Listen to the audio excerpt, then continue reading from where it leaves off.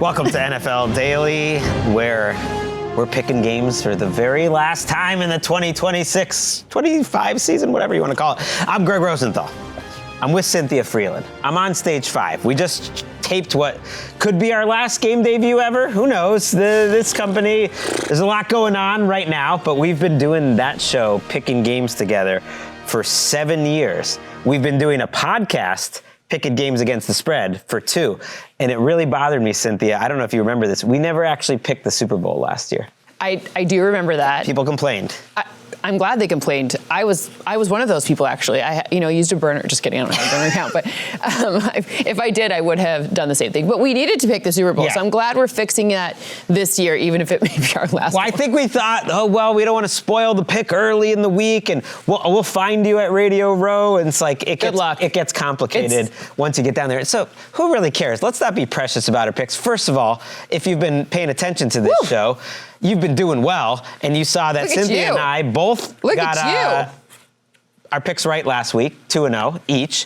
I'm up to 38-24 on the season. I struggled in the playoffs, but at least the 2-0 championship round where we had the Broncos covering, and I threaded that needle. I said Patriots win, Broncos cover. You nailed it. Got that one. You nailed it. We both had the Seahawks. You had the Broncos covering as well. So you're finishing strong. You've been doing very well in the playoffs. I mean, I'm just looking at your overall season numbers, and I'm like, chef's kiss. You won the picks on game debut. You tied for the overall in the playoffs. And so now you have to let the people know, what does the model say for Super Bowl 60?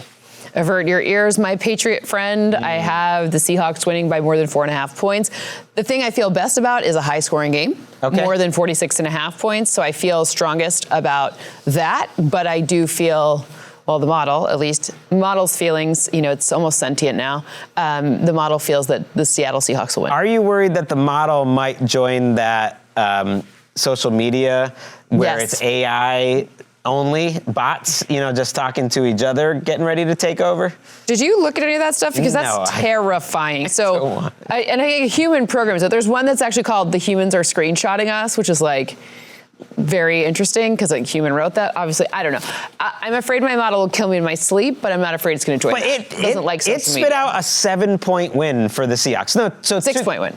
Oh, right? okay. Was it 6 point? That's right. Patrick 7 for Patrick. 7. I'm 6. Yep. So still, that's significant. That's a 1.5 over, and that's a big number. So where does the model kind of show the biggest mismatches? Because I, as a Patriots fan, and we'll get to me picking them because it's obvious I'm going to in a second, I've started to convince myself they shouldn't really be that big of an underdog. They're 17-3. They have a lot of really high highs, but a 6-point margin for a conservative modeler like yourself is a pretty big difference. So where is the biggest difference where it sees a problem for the Patriots? The Patriots O-line is the problem. And not just, and again, I don't care about Will Campbell's short arms. It is not that. That is actually not the issue. The analytics people here that do our next-gen stats, they did a fun thing on arm length, but for me, it's more that since he returned from injury, he probably hasn't been healthy. And he surrendered like almost double the pressure rate, a lot more sacks, like more than all the sacks before he left. So I just don't think he's right. And that's a huge deal at left tackle and being a rookie. And being a rookie against the Seattle defense, who they don't even need to blitz to get pressure. So now you're devoting resources to help him. You're bringing a tight end to chip, like all of these different things. So now you're conceding numbers to the Seattle Seahawks defense. It's just going to make it more difficult. And it's not like the right side has been a shining example of right tackle play as well. I'm not being mean. I'm just saying that it's not. The tackles are an area of concern.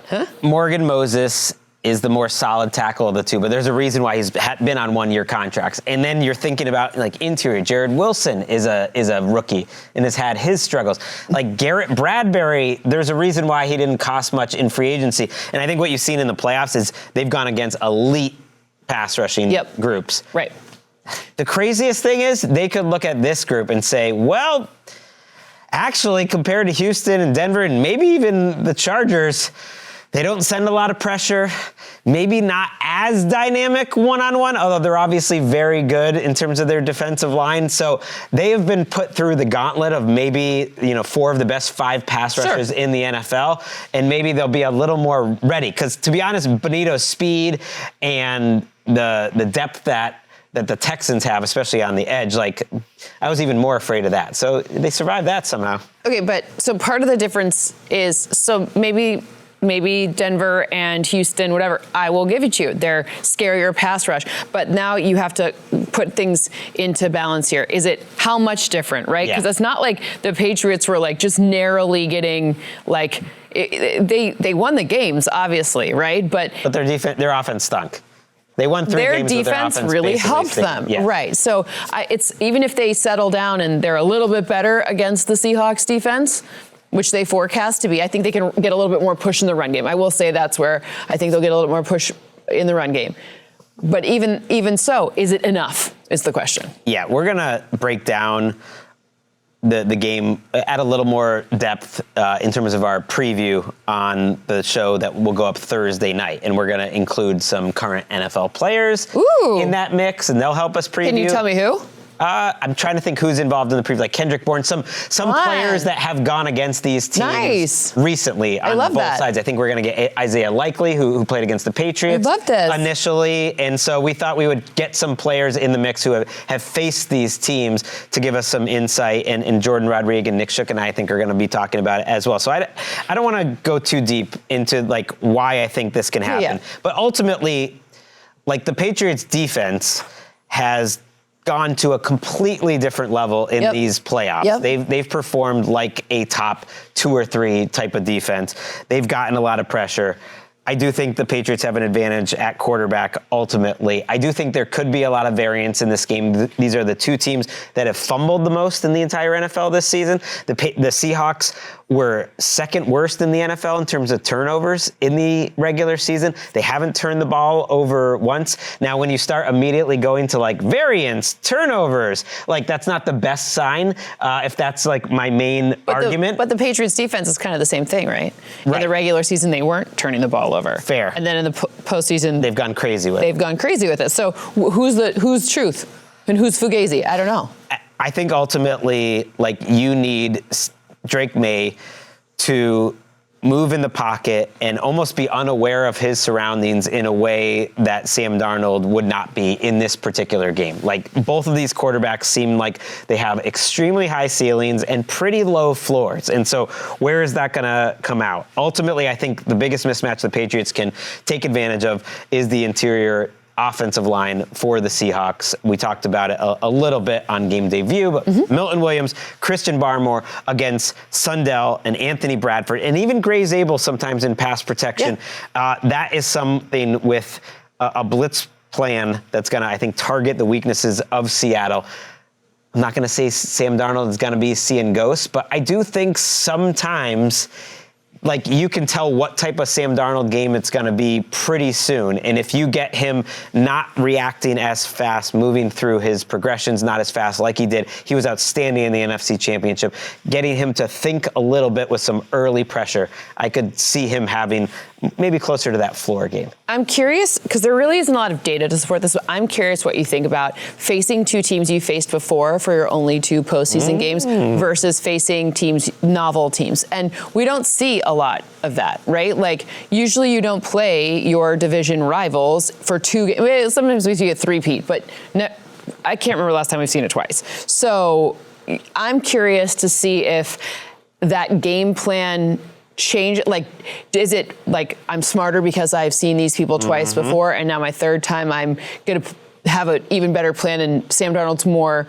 confident? Or is it going to be like, they got to mix it up. I love this. This is a true question. I don't have an answer. This is one of my new pet theories now. I love this because I've kind of been toying with thinking about it, and now hearing someone as smart as yourself throw it out. It's like Darnold did feel like he knew the answers to the tests against the Rams in a way that maybe he wouldn't. He certainly didn't the first 2 times that they played, in a way that he was comfortable with what he was seeing. And to me, that's the story of Sam Darnold's career. He has it all, but mentally, he's not always totally confident in what he's seen and reacting as quickly. Drake May, good or bad, he's out there playing, and he's almost a little too comfortable, and I don't think he's going to hold the ball. There was one ball where he didn't throw the ball in the red zone against the Broncos. It was the 3rd down play before they kicked the go-ahead field goal in the snow that I was like, ooh, he never turns that down. That was rare out of him. Ultimately, I think he's going to like go down swinging if he goes. Sam Darnold, on the other hand, I think a brand new defensive game plan to have to go against new players. Will they mix it up? Could that be the difference? I also need you to come up with like a funny, like witty banter about like there is something here about like Josh McDaniels, former coach of the Raiders, got fired, went back to the thing, and then Clint Kubiak it's a revenge game on the Raiders and against Tom Brady for not rooting for the Patriots in this game. Exactly.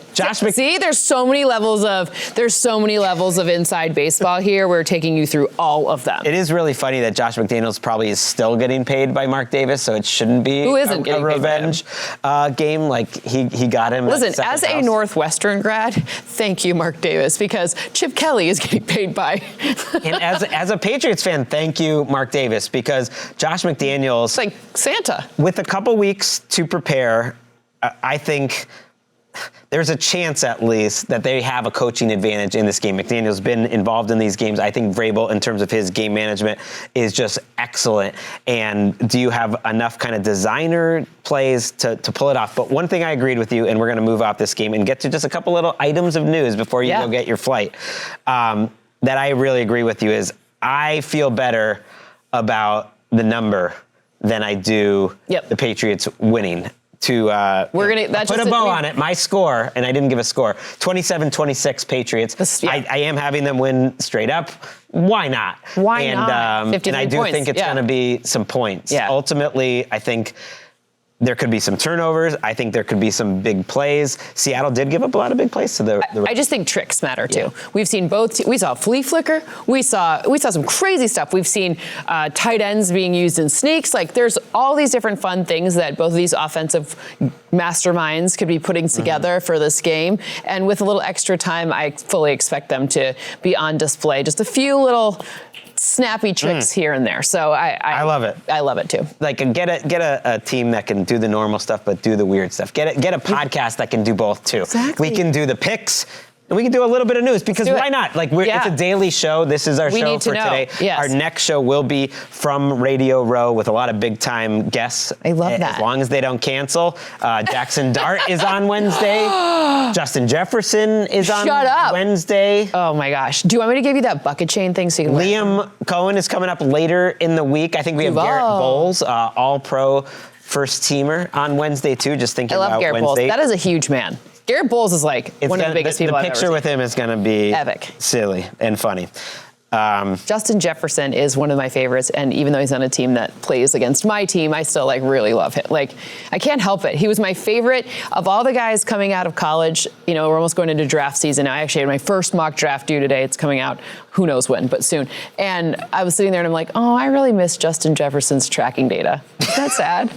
And he's a guy where what you see is what you get. Every single person that's ever been around him in the Minnesota building is just like, he is our leader. That's why, you know, they not only have one of the best players, one of the best leaders in the league, so it'll be a treat to talk to him.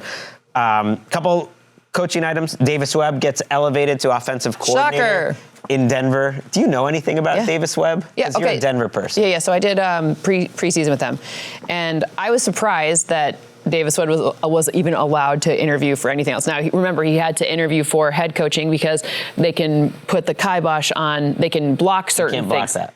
They can't block that, though. So Davis Webb was one who, you could see it. Sean was like, let's not talk about him. Let's not. And that's how you know that Sean Payton thinks someone is really good, because he doesn't let the good ones out of the building, or he brings them back, like Darren Rizzi. Darren Rizzi's back. You know that's always a good thing when Sean brings his people back. That's how I know he likes Davis Webb a lot. And how about this coaching tree right now? Ben Johnson, Dan Campbell, Declan Doyle, I would consider actually part of the Sean Payton coaching tree in the end. Like, I'm gonna be intrigued to see how that goes. Matt Nagy is your new Giants offensive coordinator. I thought he was gonna get a potentially embarrassing situation where it really sounded like his people thought he was getting the Titans job for whatever it's worth. And then not only not getting that job, but the Chiefs moving on from you pretty quickly and just deciding, okay, that was going to be his last year in Kansas City. I thought he might not get a coordinator job, and he might not have if Todd Monken didn't end up in Cleveland. But now Matt Nagy in charge of Jackson Dart's future. I'm willing to be open-minded about it. Certainly an experienced play caller. But Going to be very similar to Mike Kafka. You know who Mike Kafka worked for? Yeah. Matt Nagy. So I don't think it's going to, I actually think it could be a good thing for Jackson Dart in terms of play, like the style of the way that the offense is taught. Like, remember we talked about like this poor quarterback has had 10 different coordinators or 10 different people there. I think it could be good for him. It could be, you look at the stats for the Chiefs, pre-Nagy, post-Nagy. Maybe it's not fair. Maybe it is. Like their worst offensive seasons by a good chunk were the Nagy. But he also won. He also won with the Bears. He was the last coach of the year when he was a Bear. He had some moments. So he's.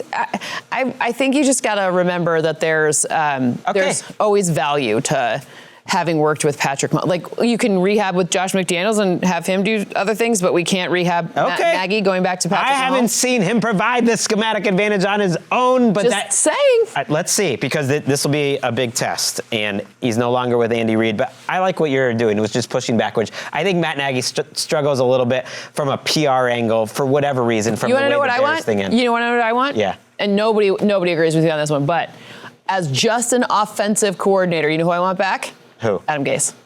Wow. Okay, that'll be, who knows? There's still a couple jobs available. I'm telling you, though, you talk about someone who coordinating an offense and relating to offensive players. I saw a crazy stat that almost every offensive coordinator in the league was hired in the last 3 years. There was like one who doesn't have play calling duties. That's it. Like before that. That's crazy. Couple other quick items. Robert Kraft did not make the Hall of Fame. I don't like this trend of leaking the news about the Hall of Fame of who didn't make it ahead of time. It's just not great because it makes it feel worse. But it's not new that Robert Kraft is not making the Hall of Fame. Unlike Bill Belichick, he's been eligible all these years. Can we talk about the Bill Belichick thing for a second, though? Please. You're the one with the plane to catch. I'm furious. We got a few minutes, yeah. You cannot write the history of the NFL without Bill Belichick. You can't. No, he's. You can't do it. You can try to make arguments for different best coaches of all time in different ways, but he has to be in that argument. No. He's in that argument squarely. Yeah. I'm not saying that he's the best coach of all time. I think he is, but that would be my pick, and I think there's a lot of ways to substantiate that. However, I can at least see that being a discussion. But the fact that he's not a first ballot Hall of Famer, what the heck are you doing? I almost swore. What on earth are these people doing? It's disgusting. We've seen a couple reasonings. I don't care if you're not supposed to tell who you voted for. Out yourselves, you 10 voters, because... Well, few have, and the whole seniors committee argument is ridiculous that we wanted to get these seniors in, and... we thought... Then be better. I don't know. Some people, I think, wanted to punish him for Spygate and make him wait a year. It was all ridiculous. And Cynthia's look icily into the camera right now is why you got to check us out on YouTube I really love the Hall of Fame. Now, I will protest the Hall of Fame. This won't happen. But I will protest the Hall of Fame if Larry Fitzgerald doesn't get in this year. He's definitely getting in. If he doesn't get that damn knock, I will never speak of the Hall of Fame again. He's getting in. He will. He better. So no Kraft, but that's not new. Owners is a different I personally threshold. think that the threshold for owners Plus, he could be like 6,000 years old and get it. Should be, well, he's getting up there in years. It should be so sky high that you fundamentally change the sport. Right. Patrick put it well to me when we were talking about this in the break room before we came out, which is like, yeah, if you're an owner, you get the victories in other ways. You get the Lombardi trophies. Yeah. You That's get right. the money. You get all of the money. Like that's your win as an owner. I said on our last show that we would have 8 international games. I didn't know that they were going to announce another one. So let's break a record and let's get to 9. They're going back to Mexico City late in next season. Which ones have we announced? We've announced them all. They're all out there. Paris. Australia. Paris is out there with the I didn't know if it was out there yet. Good Lord, it's very hard. It's been out. That's what I'm lobbying to go to. That one's kind of been expected for. I know it's been expected. That's why I was like 8 months or whatever it is. They finally announced it, but Mexico City was the last one. It's going to be it's going to be a December game. Fun. Usually the international games kind of wind down, but since that's tricky that's an elevation game. Yeah, but it's also People it's not that long a trip, so I don't think they want to send people to Europe like in December. Heck no. But I get it. Wait, what do you think about Matt Lafleur? It sounds like it's going to be the 49ers because their owner said, keep an eye on us possibly going to Mexico City. So it sounds okay. Well, I think Mexico City is also an awesome one from the time zone standpoint. So that's all I got for news. Now you're just throwing back I want to know what Matt Lafleur. I know Mike it's Lafleur? Not, sorry, Mike Lafleur. They said he's going to call plays. We talked about it on our last show. I think you have thoughts. I want to hear what you say. I think that's a hard freaking job. Yeah. I think that is the hardest job of all of the jobs. Yes. I mean, for being a head coach, I think that is I hope he gets hazard pay because that is a hard job that he took. Is he going to be able to fill out that staff? He doesn't have the eyebrows. He doesn't have the vibe. No. But maybe he'll get over it. He was a is great not guest on vibey. NFL Daily. He seems like a really nice guy, but he hasn't shown that he can provide a schematic nice, advantage. but I couldn't be a head coach. Is he the guy running the building? You are nice. What a season Cynthia Frelund gave to us. We got to get her on a plane. She keeps talking to me. No. We really do need to get you out of here. I need to go. You're going to be late. We will be back in the NFL Daily feed from Radio Row with all those great guests that I mentioned earlier. What a season. Everyone travels. check out Cynthia Frelund and Numbers Game, her YouTube channel. We will see you from San Francisco.